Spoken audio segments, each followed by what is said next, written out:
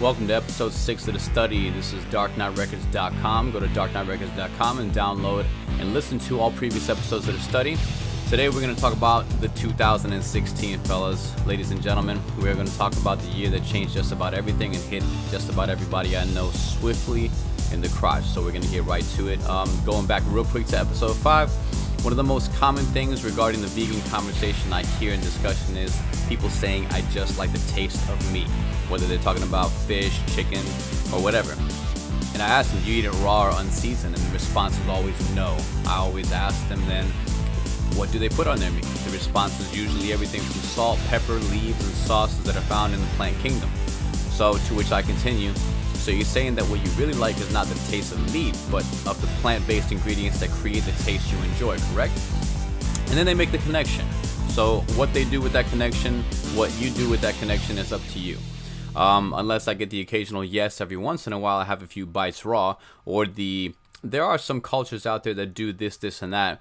And my response to that is that despite the fact that there are many, and maybe a few or many hundreds, thousands, tens, or hundreds of thousands that may have some raw meat in their diet, the fact is that the meat, dairy, egg, honey, etc. industries aren't producing and mass producing animals to use for product and profit on this scale for the comparatively minuscule population that tastes or eats meat raw. Or maybe it is. Maybe it is possible that it's not the result of a culture or cultures that supply meat stock to capacity at every grocery store, market, mom and pop shop, convenience store for a demand that is perhaps far too slowly considering or maybe even transitioning towards and growing in degrees of cruelty-free living. Because what the hell's cruelty-free living anyway? Many of us still get around in cars, planes, trains, etc. that burn the very fossil fuels that poison our air. And this is vegans too. Vegans transport and things like this too. This poisons our land, our air, our water. And many of us still work for corporations and organizations that do very little to solve the real problems that are making conditions on this planet like those of an uninhabitable world for humans. I don't know. All I know is that personal choice, whatever that even means anyway, matters. Who and what we support with our time and dollars makes all the difference in a world ruled by money. You know, that's the fact. The fact is that any one of us could choose to stop at any time, stop shopping at, for example, Walmart and supporting that family, could choose to stop eating meat and look towards the roughly 70,000 edible and otherwise consumable, and by consumable I mean food and fuel, clothing, paper, products, and medicine and otherwise. 70,000 roughly consumable plants found in the plant kingdom for sustainable living. And every day we can choose not to give up those things or to give them up one step at a time. So in the final analysis, going back to episode 5, why vegan? No one living today is responsible for the conditions that we live in today. War, poverty, corrupt governments, binge watching, and over-consuming cultures founded in old values that no longer serve us in any way are not the fault of anybody who was born this day and age. None of us started this shit, but all of us can end it. What will it take? What do you think it will take? And I ask that, and not do you think it can happen, because all evidence points to it can and should happen. The choice is ours. A real quick note related to vegan shit is vegan clothing. Obviously, vegan or cruelty-free living means no wearing or buying leather, fur, angora, and a measure of all other materials, cashmere, shearling, wool, etc. And instead opting for buying and wearing things like cotton flannel, polyester, fleece, synthetic shearing, microfiber, acrylic yarn, rayon, linen, viscose, soy silk, bamboo, hemp, something called tencel or lyocell, and things like that. And if you got shoes that have leather in them, or wallets or other products that you have that have animal product in them, and you want to wear them out, so be it. You know, I don't blame you. Why the hell throw away things you can still use? You know, like I said, none of us are responsible for these things being what they are, being available to us, and this ain't a resource-based economy where things are given out in accordance to the carrying capacity of the earth and to the, equal sharing of the earth's resources. I encourage you to do your part not to ignore things like looking into the warnings about the disappearance of bees, for example, resulting in the disappearance of things like strawberries, avocados, coffee, etc. Not to ignore things like the first vegan butcher shop in the United States in Minneapolis, Minnesota, opened by siblings Cale and Aubrey Walsh, called the Herbivorous Butcher. or not to ignore companies like Beyond Meat, breakthroughs like the Bleeding Veggie Burger, which I'll link to. Not to ignore things like a friggin' hilarious video put out by PETA, the People for Ethical Treatment of Animals, and a test group of cow milk drinkers that partook in a testing of a new dairy product that's at the end of the video revealed to be dog milk. Not to ignore the videos and presentations that are easily accessible on that gadget you keep by your side at all times by people like Aaron Janis, Mike the Vegan, Gary Yourofsky, and many others who talk more about things you may never have known about what vegan really means. Study, mi gente. It can't hurt. And Happy New Year. Welcome to 2017, and let's look back at 2016. This is episode 6 of the study, the 2016, the year that none of us were safe from. Welcome to episode 6. From here on out, we're going to move pretty quick, so buckle up. Excuse me. We're going to start with this year in DNR, back to school and the study. As you know, back in January, I put the final touches on a project called the Back to School Mixtape. It's volume 3 off of Dark Knight Records. It's a collection of 13 mashups of hip-hop, pop, electro, swing, R&B, and then some for ears who are thirsty for more relevant subject matter with their stereo feel-good. It's a free download on the website, and that's www.darknightrecords.com, DARKNIGHTRECORDS. Go get it if you haven't. Updating people through music and hip-hop is fun and badly needed these days. Let's face it, with what the youth are exposed to via YouTube, Snapchat, all these social media filters really starts to shape the narrative of what hip-hop is in their brain, and far too often that leads to hip-hop being equated or synonymous with artists who are nothing more than dollars, girls, cars, entourages, and violent misogynistic tendencies. It's a damn shame. So hip-hop, like the kind that I threw onto Back to School, is a little change of pace there. You can watch videos for a few of the cuts on YouTube and on Facebook. Links to videos like Blood Badges and Tears, which is a song I made dedicated to the families of police violence, and Mad Scientist Flow, which is basically an updated I guess the theme of Back to School, which is study. Those links will be posted in the description. So anyway, check out Back to School. It's on the website. It's a free download. It's dope. It makes your weed smoke better. It makes your sex stroke wetter. It's like spinach for your inner Popeye, mi gente. So enjoy. Moving on to the Venus Project.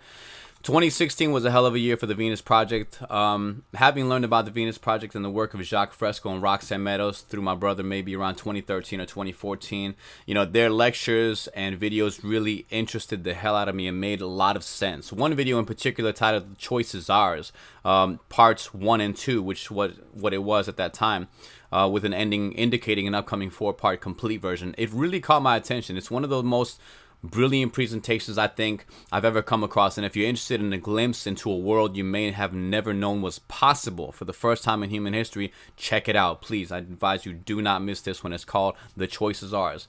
As I said before, when I first caught on to it back then, it was a 2-part, and now it's a complete 4-part. Moving on to the unofficial hip-hop anthem for the Venus Project, a song called "A Better Place."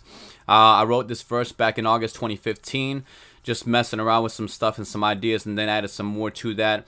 Did a re-recording and a mix down, and as a result, we had "A Better Place," an original song for the Venus Project. Like I said, the unofficial hip-hop anthem for it. Having the opportunity in that small way to contribute to spreading further awareness of a resource-based economy was an honor. So if you haven't heard the song or seen the video, please, I encourage you to take that 3-minute presentation to heart and ask yourself, is it a resource-based economy, that is? Is it worth looking into for the stress and hard times you've been through? The song is available at darknightrecords.com, along with cdbaby.com. Just look it up under Bones, aka DVS, or song "A Better Place." 2016 in the Venus Project, I got to talk to a lot of people about it, including I did a spot at Honeybee's open mic on WRTR, or Real Talk Radio. It was dope to be able to speak also on the Anoncast episode 12 with Alec Heidel. It was cool after coming fresh from the Centennial. I wasn't just trying to get people into the new mixtape project. I was also trying to get people excited about things like machine automation and a society of abundance where there's no more incentive to steal and no more war. Things like that. It's not the easiest task, not the easiest thing to talk to people about. Still, as long as I'm able to support TVP and volunteer my time in art and work towards a better future for all people, that's what it is. I get behind who and what I get behind, just like you, right? So Yeah, congratulations, Jacques, Roxanne, Joel, Jen, Sajo on over 1 million views on the 4-part complete version of The Choice is Ours in less than 1 year on YouTube. Congratulations. It's a free documentary. It's a free video, so check it out if you haven't already. Again, that's The Choice is Ours by The Venus Project. It's the latest documentary, latest presentation by The Venus Project based out of Venus, Florida, where their research facility is located. Speaking of The Choice is Ours, I was privileged to be a guest at a very special screening of the film in Fort Myers, Florida this past March 12th for the centennial celebration for Jacques Fresco, where I was honored to perform my Join a Better Place in front of roughly 600 people from 6 continents, including the man himself, Jacques, including Roxanne, TVP volunteers and activists, Abby Martin of the Empire Files, formerly of RT's Breaking the Set. The event, which lasted all weekend, I think was, and I think all people who attended would agree, a unique and unforgettable experience. And while we're on the Venus Project, there's a book that I highly recommend you add to your list of books to read and or buy this year, titled The Best That Money Can't Buy, written and organized by Jacques Fresco and partner Roxanne Meadows. I wrote a review for it on Facebook on the Venus Project Global's webpage this year, next to several other reviews. You can check it out for this book that you can read for yourself. As well, you can check out these reviews or go straight to the book. They've also got a massive set of lectures available on their website, thevenusproject.com, on CD recorded between 1974 and 1980, and on DVD recorded between 2010 and 2011, along with many free lectures on their YouTube channel of the same name, The Venus Project. You can even find the video of my performance, A Better Place, at the Centennial there, along with Roxanne's epic talk on science and the social system, Jacques' environment shapes behavior talk, Henry Schlinger's brilliant presentation. It's about 40-some minutes long if you got the time. Abby Martin's amazing presentation on the detriments of society. Sue Everett, Julio, a bunch of people talking that y'all really need to hear out. These people came a long way and put a lot of work into getting this information out there to other people. So, people are wondering what the Venus Project is waiting for. What are we waiting to build this city and show to people? It's not up to the Venus Project. It's not up to the volunteers. It's up to people like you. It's up to what you do with the information. So we put the information out there. We introduce this new idea of a social system, and you do what you will with it. You ignore it. You choose to scroll past it. You choose not to rattle the cages, or you choose to talk to your neighbor, your spouse, your longtime friend about it. What you do with it determines what the future will be. If you do nothing, nothing will happen. Final note on the matter with regard to the Venus Project. If you're an ebook kind of person, they've got a magazine called TVP Magazine. The website's easy to remember too. It's tvpmagazine.com, where all this stuff is available for free and supported by donations. So feel free to support this amazing and free online resource. It's a lot like being able to take a valuable and relevant college course or something like that. Something to think about, Also, last note on a resource-based economy, not talking about the Venus Project here. There's a town called Auroville. Auroville. I invite you to look it up, auroville.org. This is a town that's free of government, religion, and money. I'll link to this in the description. It's located in South India, and it's a self-sufficient city with over 160 hectares, hectares. Hectares. I'm sorry if I'm mispronouncing it. A farm, cornfields and orchards, founded in 1968. It's also known as City of Dawn. Auroville is apparently hailed as an international city by UNESCO and is backed by the Indian government. Its inhabitants are people from over 50 nationalities and different cultural backgrounds, and it has its own website, again, auroville.org. Nobody knows what the future will hold or what the future will be like. We can talk about the Venus Project, the resource-based economy all day long. I could even, quote the lectures. I keep my books and my lectures handy. This is my fresco collection. I don't know if you can see in the video. It's signed and autographed by the man himself right there. You know what I'm saying? So keep your resources handy. We can talk all day long about the Venus Project in towns like Auroville, but again, if you do nothing, nothing will happen. So you keep punching that clock, checking in the work, not rattling the cages. Guarantee you, generations from now. What was it? I was reading a quote the other day. I want to share with you guys real quick if I can close out a couple of these screens. The quote goes, it's about the future. All right, getting back to it. A half a century from now, our grandchildren are likely to look back at the era of mass unemployment in the market with the same sense of utter disbelief as we look upon slavery and serfdom in former times. The very idea that a human being's worth was measured almost exclusively by his or her productive output of goods and services and material wealth will seem primitive, even barbaric, and be regarded as a terrible loss of human value. That is a quote by Jeremy Rifkin, Rifkin, that I wanted to share with you guys. Again, Orville, the Venus Project, the resource-based economy, none of it means anything if you don't talk to people about it, if you don't do something about it. So, moving on, the 2016. This was a hell of a year also for a show called The Empire Files. I mentioned just a little bit before, Abby Martin was a guest at the centennial celebration for Jacques Fresco. There's a show called The Empire Files on Telesur, Telesur, also on YouTube, by Abby Martin and producer Mike Preisner, Prysner. Abby Martin, again, is formerly of RT's Breaking the Set. This show will, if you're interested, save you a lot of time and really get you involved into the stories that might interest you. The kind of history that you deserve, the kind of American history that you deserve while you were in high school receiving a biased pro-American narrative.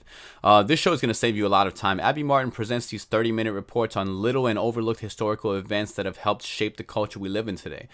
People speaking from their own experience about the things that we might have missed that might matter to us. You know, like I said, she spoke at the centennial celebration, gave a brilliant presentation called "The Detriments of Today's Systems." You can check it out on the Venus Project's YouTube channel.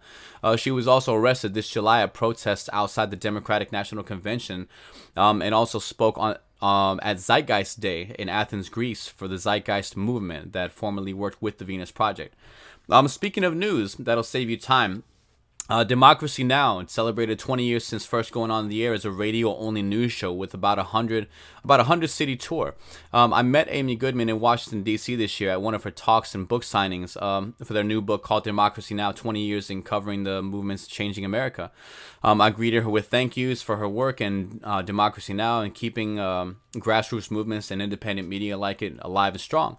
I also presented her with a gift: flowers, organic fair trade coffee, and a copy of Jacques Fresco's The Best That Money Can't Buy, specially dedicated to Amy by Jacques and partner Roxanne Meadows for A Better Tomorrow. My hope has been and continues to be to have Amy Goodman and the DN team invite Jacques and Roxanne to speak on the show and start talking solutions. You know, Democracy Now! Is a great organization, but it doesn't go far enough, I think. They do a great job outlining the many problems we face in this country and in the world, but offer no solutions.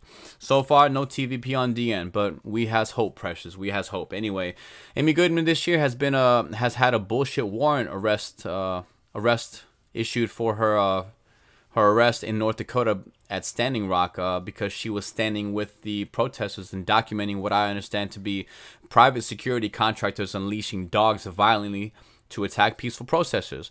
Their video, Democracy Now!'s video of the incident where Amy is asking the security persons why they're releasing the dogs on people and commenting on the blood in its mouth, went viral and resulted in a few people in power being seriously butthurt by her coverage and doing her constitutionally protected job as a journalist.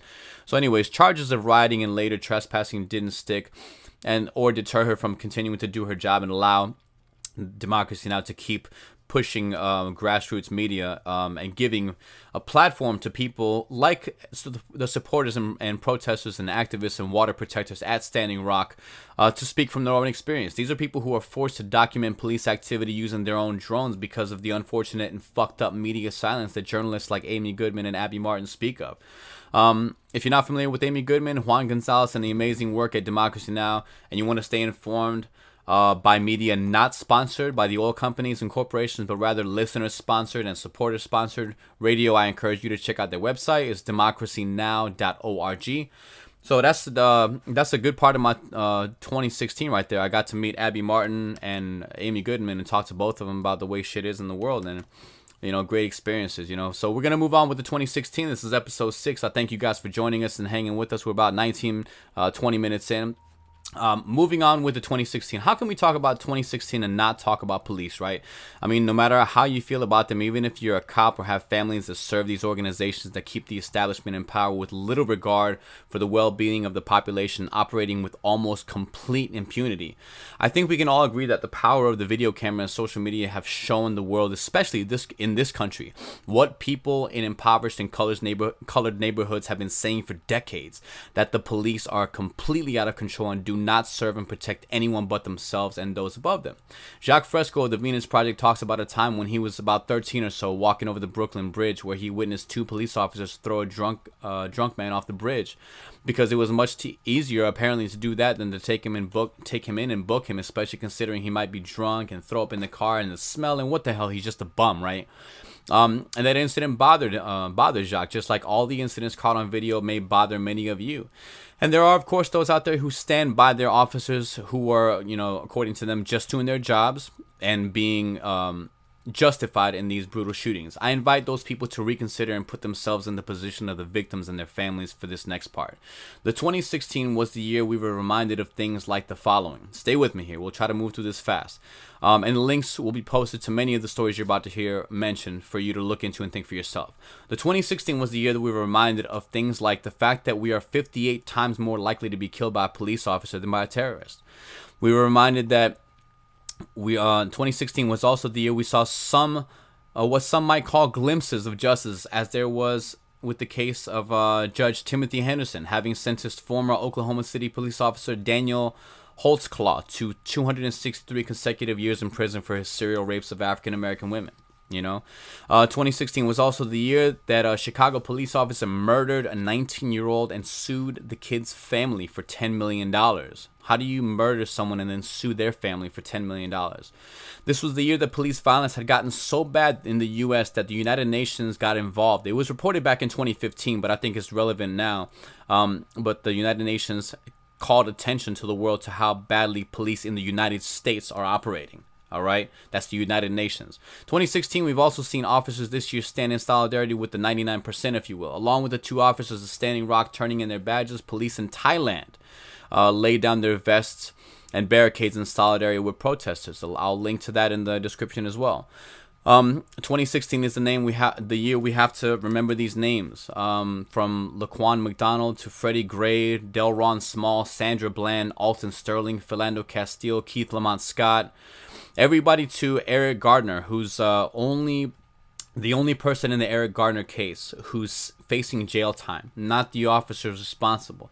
A man named Randy Orta, who videotaped the incident, is the only person who saw jail time for that entire incident. How do you record a murder and then nobody responsible for that gets to see any jail time, and you do because you caught it on video? They trumped up some weapons charges on him. You can look into the story for yourself. Remember that this year also, Alton Sterling was murdered by police and the media printed his prior records, but when a white teen rapes a girl, the media prints his swim times. What a slap in the face when black men die in police custody, seemingly paralyzing themselves in the back of a van, while white shooters in custody get taken to the drive-thru for a burger. This was the year 2016 that a teenage girl, Janelle Laird, Laird, was brutally beaten, maced repeatedly, and then carried to a patrol car with a spit hood over her face. She's a teenager. For allegedly having a knife. She was apparently trying to get her stolen phone back. No bueno, police. In 2016, 5 Dallas cops were shot dead. Madness, and add to that the fact that Dallas police used a robot to kill the shooting suspect without trial or due process. This is the stuff that is constitutionally guaranteed, a trial and due process. And this is the world you live in today. We're almost done here on the topic of police.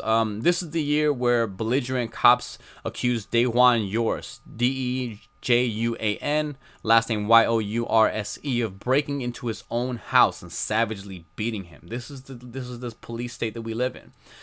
This is the year that a 3-year-old girl died after being left in the back of a patrol car for hours, and the cop was given paid vacation. I'll link to that story as well. So ignore it if you will.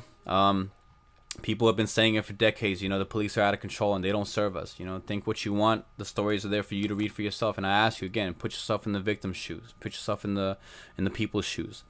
Moving on. How can we talk about 2016 without mentioning inequality and injustice. Let's talk about the Million Mask March. I participated in it once again this year. I had gone out there in 2014. It was a little bit unorganized and sloppy. This year turned out a lot better. I got to talk to a lot of people. I think, honestly, to anybody listening who was in attendance or who plans to attend the next year's march, I think it's real important that we get organized and start talking to these people about why it is we're there, because a bunch of people walking by with masks means nothing to a population who doesn't understand why they're there. So we got to get out there and we have to talk to these people about why we're there, not just march on City Hall and pretend like we're getting shit done just by showing boots on the ground. It's not about that. So I try to do my part. Hope you guys try to do your part, whether you're marching at the Million Mask or privately researching at home on Facebook, whatever the fuck. Big shout out to the veterans who stood as human shields for the North Dakota pipeline protectors. Veterans standing in solidarity with water protectors. What a beautiful thing. I'll link to that story as well. 2016 was also the year that the armed white militia who seized the federal building in Oregon said that they were prepared to kill to keep it. And we didn't see a lot of action there. Along with this is a quote from Bill Nye, talking about injustice, inequality, and racism. This is a quote from Bill Nye, the science guy. Along with the evidence of common sense, researchers have proven scientifically that humans are all one people. The color of our ancestors' skin is ultimately my skin, and your skin is the consequence of ultraviolet light, of latitude and climate. Despite our recent sad conflicts here in the United States, there is really no such thing as race. We are one species, each one of us much, much more alike than different. We all come from Africa. We all are of the same stardust. We are all going to live and die on the same planet, a pale blue dot in the vastness of space. We have to work together. I can agree with that. If you want to know how well the justice system is addressing the real problems that make our lives difficult and less than fun, this year the Oklahoma courts ruled that having oral sex with one who is unconscious from drinking alcohol is not rape. I will link to that story for you. 2016 was also the year that Harriet Tubman was announced to be on the $20 bill. And we're supposed to be thrilled about the idea of a slavery abolitionist and liberator being used as the face of the very tool that enslaves us all today. If you don't understand the differences in the way prisons and in the U.S. versus, for example, Norway, Cuba, and many other places are operating, I invite you to learn about what you don't know. This is the year that I learned myself the difference between how we run things in this country via the private prison, the prison industrial complex, and private prisons for profit, versus other parts of the world. Speaking of injustice and racism, 50 years after founding the Black Panther Party, some members are still locked up as political prisoners. I'll link to that story as well. And finally, some good news in the world of justice and inequality.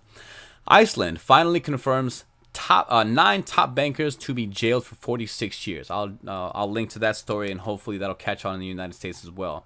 We're going to talk very briefly about the motherfucking election 2016, because this shit has bored you and me to death. Bernie, Jill, Trump, and the rest of the freak show. Let me ask you what you know about super delegates, for example. I talked to Hillary supporters this year while I supported Bernie and then Jill, each in many but not all areas of their platforms. I've talked to Hillary supporters this year who don't even know what a superdelegate is or does. It's disappointing because of things like this. This is the kind of stuff that really illustrates how ignorant we are. And ignorance is a word that makes people uncomfortable because they associate it with stupid. To them, it's synonymous with stupid. And ignorant is just not having information. You're literally just ignorant. You don't have information on the matter. And have a hard time hearing. This is what they have a hard time hearing, is what they don't know yet. But one thing I've learned is that one of the most amazing things you can experience is learning that you've been completely wrong about an issue or being updated on a matter to help you make a more informed decision, whether political, health-wise, or otherwise. Hillary Clinton ran what was to me a scary motherfucking campaign, and you can hear all about it on the Empire Files and Telesaur's YouTube channels, with Abby Martin doing a show called What Hillary Clinton Really Represents. Look it up on the Empire Files YouTube channel if you haven't seen that already. Everything from her racist policies that have destroyed countless families in the United States with the help of the Clinton Foundation and Bill Clinton's policies and the crime bill, to her arms dealing and weapons sales destroying families in the rest of the world, to her endorsements by people like Madeleine Albright and Henry Kissinger. And of course, the Donald Trump, just to get it out of the way. All you got to do, if you want to know what's up with Donald Trump and how the fuck this happened, listen to the Media Roots podcast titled The Traumatic Election of POTUS Donald Trump, presented by Robbie and Abby Martin. The link will be posted to this 2.5 hour podcast on everything you need to know on the rise of the Donald, the president which I believe America deserves for its decades of ignorance, apathy, cognitive dissonance, and resistance towards new ideas. This is the president that the United States deserves. Like I said earlier, I supported Bernie Sanders and Jill Stein in many areas of their platform, not in all areas. I was hoping that Bernie Sanders would get the Democratic nomination. If only just to see him take it on. Obviously you can't change the system from within the system, but he got a lot of people off their ass and got a lot of young people excited about getting informed. That's a step. Jill Stein got a lot of people excited about voting Green Party and Third Party and considering that. That's a great step. Whether or not them getting into office or people like them getting into office is going to change anything for any of us, we have yet to see. Probably not. If politics worked, we wouldn't see war and things like that, but we still have that. So anyway, we're gonna take a hard turn towards science and technology. Moving on into 2016, man, we've come a long way in this department, and while money is an interference at every turn in getting relevant and useful tech in the hands of the needy, money can't deny the work and potential application of science and tech these days. So keep in mind as we plow through this, everything you have and depend on, your phone, your car, your refrigerator, lights, heat, air conditioning, plumbing, everything is technical, not political. So keep in mind that the problems of the world can be solved by technical people, not by politicians. So why the fuck are we still depending on politicians? So anyway, here's a quick look at some of the memorable science and tech highlights from the 2016. So buckle up. Look into your phone's blue light option. Apparently looking at blue light before bed is basically like taking a shot of Red Bull. So if you have the option to turn your shit down, turn it down. Do it for your health. Look into things like 3D printable bones and organs. It's a thing that's happening now. It's not a thing of the future. As I said, money's an interference. If everyone could afford it and it was distributed intelligently, we wouldn't have this problem. Look into things like robot chefs and how chefs can be copied and photographed, and every meal that you have from every favorite chef can be instantly duplicated by using the technology of today. Ocean cleanup tech. Look into the ways that young people and scientific minds are developing to clean up our oceans. It may not be too late, and it's worth looking into. The more people talk about it, the more people demand it, the more likely we might see it. Look into things like Tesla's self-driving vehicles. It's where I'll link to that on the website. It's worth seeing what the drive looks like. It's worth finding out why the end of automobile accidents and traffic deaths is possible today. Look into the store with no employees. A store in Sweden opened up a first unstaffed store, and this is machine automation working for people. In other words, people don't have to do boring and repetitious jobs like cashier and clerk. The machines can take care of that, and people can still get their goods and services. Check out things like 3D printed braces. I heard a story that I'll link to about a kid printing his braces for $60. Check out a device that turns plastic trash into edible mushrooms. Check out the world's first pocket spectrometer. That might not seem like it interests you at all, but it lets you measure the molecular makeup of nearly anything, which means you can check what's in your food if you're really that picky about finding out if anything's containing pesticides or anything that might harm you. Look into the world's first smog filtering tower going on tour. It's a big fucking deal. Look into things like rotation plastic. Who knew that we could do these things with modern medicine now? Look into things like even a wearable subwoofer around your wrist. People who are tech savvy for fun, you can wear a subwoofer around your wrist, or I've heard around your chest, and it provides the music through your body.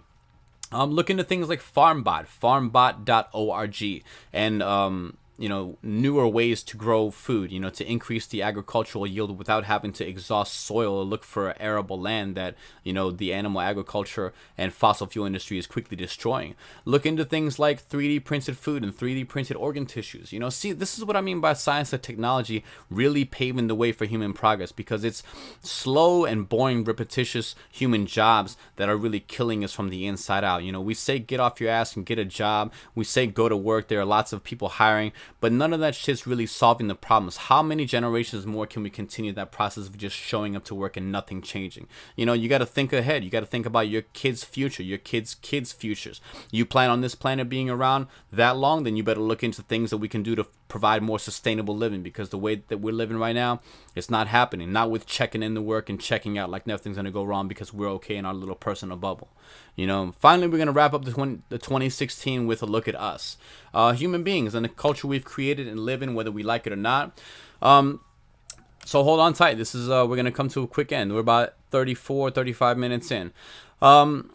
The age that we're living in, the age of cameras and microphones that are watching and listening everything you do, watching and listening to everything you do, recommending and suggesting shit based on the conversations you've had around your phone, recommending friends because of facial recognition. Like if you look into your friend's phone or tablet and you start scrolling through their Facebook, that facial recognition camera is going to automatically read you and start suggesting your friends to that person. You'll see it come up. Test it for yourself. Don't take my word for it. 2016 is the year of climate change. The one year we finally can't get it off of people's tables. You know, everybody's had to deal with it in one way or the other, whether you deny it or don't. You know, climate change doesn't need you to believe in it to be actually happening. This shit's happening. You know, sea levels are rising, ice is melting, and the earth's getting warmer. No, there's no denying that. Whether you believe that's man-made or not, I invite you to learn more. Again, so things like the National Geographic documentary called Before the Flood, who Leonardo DiCaprio had something to do with, is out on YouTube. It's a free documentary. Check it out. This has been the year of the Dakota Access Pipeline. You know, what the fuck? There's a reason why sustainable energies like wind, solar, you know, geothermal, hydroelectric, all these things are possible. They've been possible, but we're still depending on fossil fuels. And it's not just the fossil fuel giants. There's these people who show up to work, the people who use these machines and actually are out there in the field. You know, it's up to little people like that. It's not just the giants. You know, there's people who show up to work, you know, people who just by doing their jobs, they're doing the very thing that's going to eliminate conditions that we can live on the planet. We're going to turn this into an uninhabitable world if we keep doing things like pipelines, you know. So 2016 has been the year of that, not being able to escape people's conversation. The 2016 has been the last year of Barack Obama, the least transparent president in United States history, according to one Democracy Now! Report that I'll link to. Barack Obama, who declared November National Native American Month while doing nothing about police brutalizing people on their own lands for-profit oil pipelines that gave the white communities of that area didn't want in their backyard. He gives medals to celebrity assholes like Ellen DeGeneres and Michael Jordan. You know what I mean? Mark Ruffalo, who's the co-founder of Water Defense, who's also known as Hulk from the Avenger movies, said, if you went to the 1851 treaty, which is the Dakota Land Cession Treaty, this land belongs to the natives, and all President Obama has to do is basically, with the stroke of a pen, say that easement belongs to the natives, back off. That was a quote from Mark Ruffalo. 2016 was the year that Facebook introduced the love button and shit like that, and Instagram introduced Zoom and comment likes. You know, our social media is getting scarily into what we like and don't like. You know what I mean? Take heed of that and read all the articles about how social media is tracking your privacy or not really keeping your privacy as private as you think. This is the year the iPhone started to suck ass even worse than before. This is the year that the Flint water crisis and the Nestle criminal activity is still going on. I'll link to a Democracy Now! Report on that, but basically, while Flint residents are begging for clean water and still having to buy bottled water, it's been over a year now. The Nestle company is stealing gallons. I say stealing because they're paying pennies on the dollar for it. Gallons, hundreds of gallons per day from water that could be going to the Flint residents to then bottle and sell in California and places. You know, this was the year that volunteers installed water filters for people in Flint. This is the year that student loan debt topped credit card debt at $1.3 trillion. I'll link to it, special report on Democracy Now! Meanwhile, the U.S. Department of Defense spends $1.5 trillion on its F-35 Joint Strike Fighter, which they hypothetically might use one day, which could have paid for free college tuition for all Americans for 23 years, ended homelessness in the United States, supplied new drinking water pipes everywhere in the United States, and stopped world hunger for 50 years. I'll link to the source on that too. It's crazy the world we live in 2016. Speaking of the military, did you know that before 2009, apparently NFL players did not have to stand for the national anthem? That they stayed in the locker room. The custom didn't start until the Department of Defense gave the NFL $5.4 million to stage on-field ceremonies to make the team seem more patriotic. You know, as if the NFL can't be prostituted and paid for enough. This is the year that Maya Angelou died. This is the year that Fidel Castro died. And everybody still thinks he was nothing more than a communist maniac dictator who hated the U.S. for its freedoms. You know, he survived. People forget he survived 600 assassination attempts, many of those from the United States CIA. This is the year that United States is still backing Saudi rebels in Yemen. This is the year of drone strikes and bombs nonstop. This is the year that in Buchanan, New York, Governor Andrew Cuomo announced radiation in the water. Apparently, there was a nuclear power plant that leaked, causing radiation spikes in the water. That shit doesn't happen with wind and solar. This is the year that Saudi Arabia admits to an October airstrike on an MFS hospital. This is the year of Black Lives Matter. You know, I don't know what you think of Black Lives Matter. What do you say, all lives matter or blue lives matter? Let me tell you something about blue lives. I read something online that really resonated with me. Blue lives don't exist, okay? Being born black or being born a color that you're going to be looked on later as being black, you don't have a choice. Being a police officer is a fucking choice. You choose to put on that uniform. There's no such thing as blue lives. There's no such thing as blue lives. It doesn't exist. All lives matter. People say that who eat meat. So let's not even go there. All lives matter.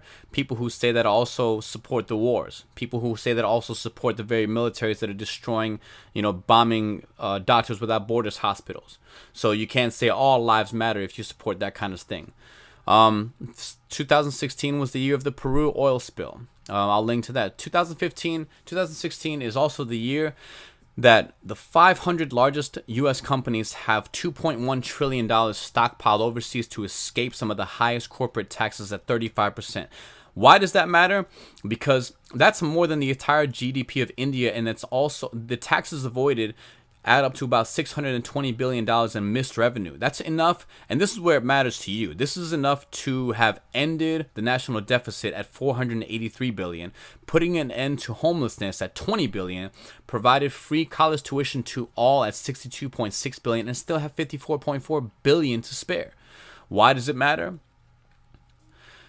This is the year that the Nixon aide reportedly admitted the drug war was meant to target black people. I'll get to that in just a second. This is the year Berta Cáceres was assassinated, another Honduran activist. Find out more about her. I'll link to the report at Democracy Now! This is the year that Robert Reich added a new video. If you're into online videos about, getting updated, he added a video called The 7 Biggest Economic Lies. I'll link to that. This is the year Mumia Abu-Jamal, political prisoner, had health issues and was being denied medical treatment in jail. I'll link to that at prisonradio.org. This is the year that Beyonce was talked about left and right. Now, let me read you a quote about Beyonce that I read this year, Whatever you think about her. The quote goes, Beyonce, the lady herself, is a person, but what is presented to the world is a carefully constructed and marketed product. It's a narrative, a story, a walking and talking fantasy novel for girls. I'll link to the rest of that article in the description as well. This is the year that in 1 week, Akai Gurley, Samuel Harris, and Tamir Rice's families got no justice. This is the year that Prince died. Prince was quoted as saying, "We need an animal rights day when all slaughterhouses are shut down." This is the year where a school in California opened its first gender-neutral bathroom in Los Angeles. That was pretty cool. This is the year of the Pokemon Go fucking nonsense. This is us. 2016, grown people. Showing kids that it's okay to walk around and look for imaginary creatures while there's real problems going on, This is the year that a Baltimore school replaced detention with meditation. At a Robert W. Coleman Elementary, kids are sent to the Mindful Moment room. This is the year that in Pennsylvania, 55,000 gallons of gasoline spilled into the Susquehanna River, Susquehanna River. I'll link to that at democracynow.org as well. 55,000 gallons, oil spills, not working. Finally, we're going to end the 2016 with marijuana. It's been legalized in California and lots of other states. Look it up. Marijuana is still illegal federally. What the fuck? Let me tell you something. Speaking of things other than the enjoying it recreationally, hemp grows from a seed to maturity in approximately 12 to 16 weeks, okay? 12 to 16 weeks. That's 1 acre can produce durable paper and paper-like products, comparing it to taking 4 acres of trees, and that can produce clothing, biodegradable plastics, fuel, health food, medicine, shelter, and so much more. I'm going to link to that as well on in the description. And speaking of marijuana, we're going to end with this. Alcohol kills. Because you can't talk about marijuana without comparing it to other things that are legal in this country, not logically. Alcohol kills 88,000 people a year. Tobacco kills 480,000 people a year. Marijuana kills 0 people. 0 people a year, 0 people in 8,000 years since humans started growing it as a crop. What you should know, among many things about marijuana, is that in 1930, Henry Anslinger, Anslinger, the commissioner of Federal Bureau of Narcotics and a prohibitionist, he led mobs of fools to believe that weed makes Mexicans thirsty for white blood and it makes them want to rape their women. A source called Adam Ruins Everything, you might like some of his videos, stated that marijuana is addictive and produces its use. Anyways, the campaign, the propaganda campaign was stating that marijuana is addictive and produces in its user insanity, criminality, and death. Just like reefer madness in 1936. And don't forget the Stamp Act that was made available to no one. Apparently, it was hemp and cannabis was made legal at one point, but only to people who had a stamp, and they decided not to give that stamp to anybody. In 1937, weed was banned, and the first mandatory minimum sentencing laws were passed to get you about 2 to 10 for weed. Even though scientists in the 1940s proved that to be bullshit, all that, the criminality, the insanity, and linking it to death. In 1994, John Ehrlichman, the White House Domestic Affairs advisor from 1969 to 1973 under Nixon, stated that we knew we couldn't make it illegal to be either against the war or blacks, but by getting the public to associate the hippies with marijuana and the blacks with heroin, and then criminalizing both heavily, we could disrupt those communities. We could arrest their leaders, raid their homes, break up their meetings, and vilify them night after night on the evening news. Did we know we were lying about drugs? Of course we did. And again, that is John Ehrlichman. Ehrlichman, White House Domestic Affairs Advisor under Nixon. So the 2016, ladies and gentlemen, I hope everybody's doing well. My employed, my unemployed, my single, my hitched, my parents and not parents, whatever you guys are doing with your life. 2016, I hope it really opened your eyes to some stuff that was not a part of your life prior to, and that you consider making a part of your life. Not just getting informed about different things, but also taking steps, reducing the amount of plastic you use, reducing the amount of driving you do, reducing the amount of TV that you watch, any kind of thing that you can do, or increasing other things. Increase the amount of time you spend outside, increase the amount of phone calls you make, the amount of time you actually spend relating to people, not just on social media. Whatever changes you decide to make, let 2017 be the year of compassion, of study, of getting informed and updated, and seeing all the possibilities that not only we deserve but are possible this day and age. So again, if you have any curiosities more, see the comments and the links below. This has been the 2016 episode 6 of the study. Go to www.darkknightrecords.com and download and listen to all previous episodes of the study. And of course, stop by the CD store, pick up a copy of Long Dark Night, available on CD and MP3. Also download Back to School, Dark Knight Records Mixtape Volume 3. It's a free download. I'll see you all next time in episode 7. Peace.